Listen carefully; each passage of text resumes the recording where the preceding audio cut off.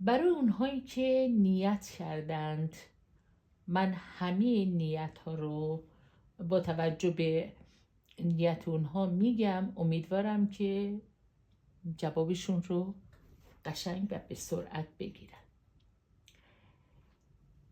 در خانواده‌ای که مریض داره و این مریض سخت مدت هاست دچار این بیماریه و حتی خدای نخواسته فکر میکنن که به زودی خوب نمیشه و حالش وخیم میشه، باید بگم نه، امیدوارم که شما هم این رو بپذیرید که یه تحول خیلی خوب براش انجام میشه و شفای عاجل میگیره.